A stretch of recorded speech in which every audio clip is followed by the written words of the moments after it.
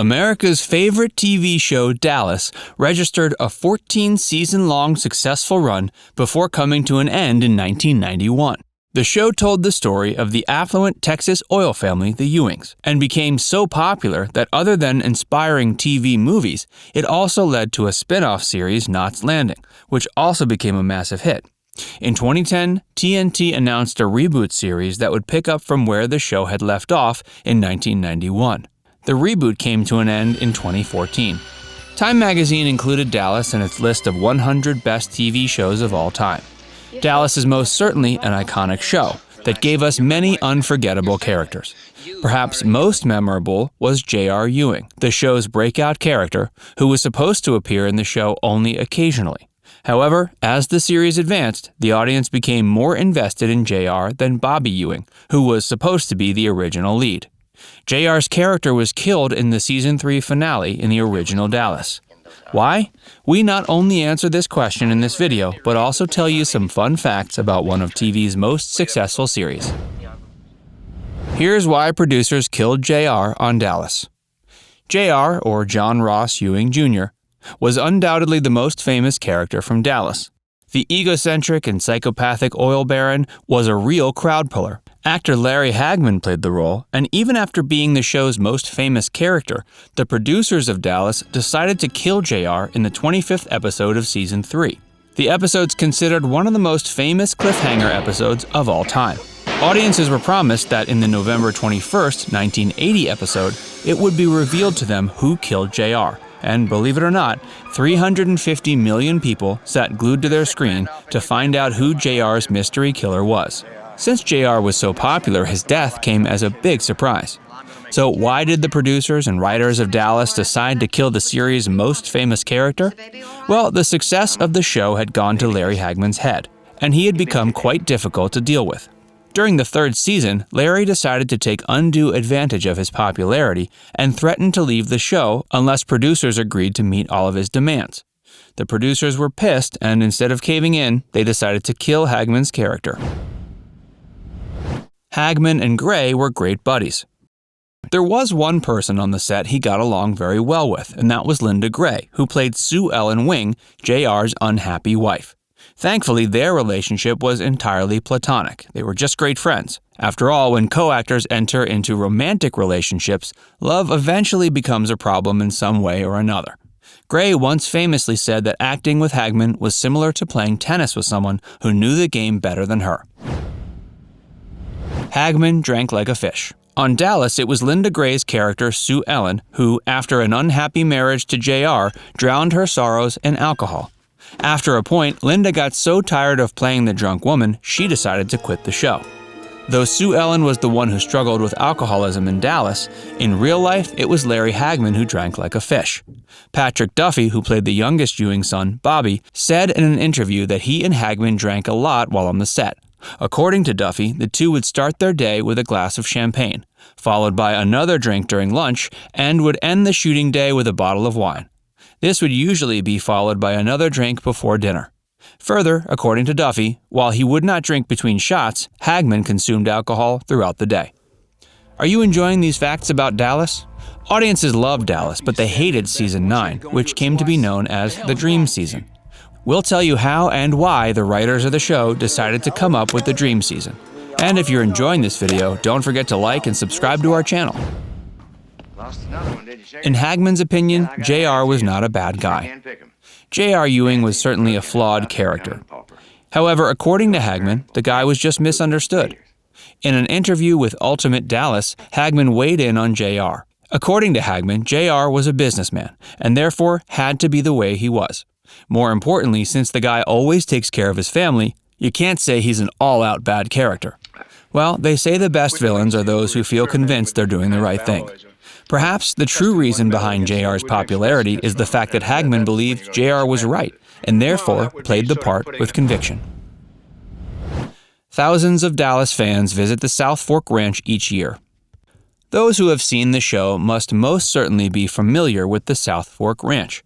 The ranch houses the Ewing Mansion, which was at the center of Dallas. The Southfork Ranch has been turned into a museum and event space now, and every year, thousands of Dallas fans visit the ranch. It houses the graves of Miss Ellie, Jock, and JR. Of course, the graves are empty, but fans nevertheless visit them and pay their respects.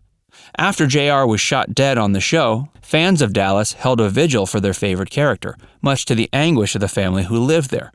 That day, the lawn at Southfork was filled with hundreds of disappointed Dallas fans.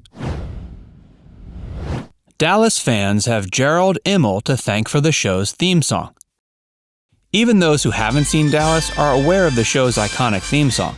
After all, the show's catchy theme gets stuck in your head pretty easily. Gerald Immel is the man behind Dallas's iconic theme song.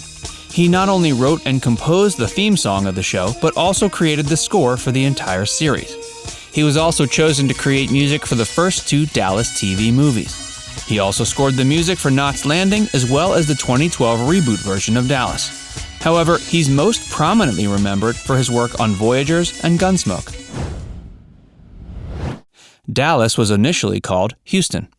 When David Jacobs started working on the plot for the show, he didn't have much in mind. But he knew one thing for sure is that he wanted to base the story in Texas, and that it would be about a family dealing in oil. During his background research, he came to understand that Houston was the oil town in Texas, and therefore he chose Houston as the base for his story. After working on the script, Jacob approached the executives at Lorimar Television. The script landed in Lorimar executive Michael Filerman's hands, and he loved it. However, there was one thing he didn't like: the name Houston. According to Filerman, the title Houston didn't have a ring to it. He suggested Jacobs move his story to Dallas. Dallas was a banking and insurance town, and therefore the idea didn't appeal much to Jacobs. Further, Jacobs knew nothing about the town, except for the fact that it was the site of the Kennedy assassination. However, he decided to listen to Filerman, and it's good he did. Dallas certainly sounds better than Houston. Here's another fun fact. Dallas was supposed to be a 5-episode miniseries, and David Jacobs wrote only the first and final episode of the original script. Arthur Bernard Lewis, Virginia Aldridge, and Camille Marchetta worked on the other 3 episodes. Of these 3, Lewis emerged as the show's most prominent writer. Victoria Principal refused to return to the show even after being offered a hefty fee. Pamela Ewing and Bobby Ewing's love story had millions of viewers hooked to the show. It was a tragic but unforgettable story. Victoria Principal played Pamela Barnes Ewing on Dallas for 10 seasons. During season 10, her character died in a tragic car accident after her car ran into a truck carrying propane, leaving Pamela's body completely charred. After her death, fans of the show kept rooting for her return. So the producers of Dallas approached Victoria Principal about making a return to the series. However, Victoria didn't want to spoil what had been a perfectly memorable ending to her character and storyline, so she declined. In return, the producers offered to pay her a huge amount of money, which would have made her the highest-paid actress on television. Victoria, however, didn't budge, and that's why the producers cast Margaret Michaels as Pamela, with the background story being Pamela had undergone extreme plastic surgery to revive her face after the accident. The dream season was conceived to bring back Patrick Duffy. Patrick Duffy decided to quit the show to pursue other opportunities. Thus, his character was killed in season 8's finale of Dallas. However, after he departed, not only did the show's ratings decline, but Patrick also realized he wasn't getting the kind of work he expected to. Therefore, when the production company and Larry Hagman asked him to return to the series, he agreed immediately. However, the problem was, how were they going to explain his return to the show? To make it possible, the entire season 9 was annulled as a dream that Pamela Barnes saw. Thus, everything that happened in season 9 stood canceled in season 10. Audiences hated the twist.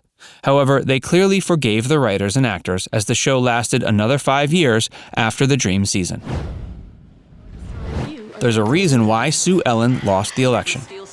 In the 2012 reboot version, Sue Ellen ran for governor of Texas. Audiences were told she had amassed a ton of wealth and powerful friends over the years to be able to run for the highest office in the state. However, Linda Gray was told from the beginning she would lose the election. Why? Well, producers told her if she won, they would have to fly her in and out of Austin, the state's capital, a lot. And frankly, they didn't have the budget for it. What a shame. All of us were rooting for her. Dallas remains one of America's most famous and popular TV series. Is it one of your favorites too? What's your opinion of the entire dream season, and who was your favorite character on the show? Let us know in the comments section. And before you move on, don't forget to like and subscribe to our channel and press the bell icon to stay updated on all our latest videos.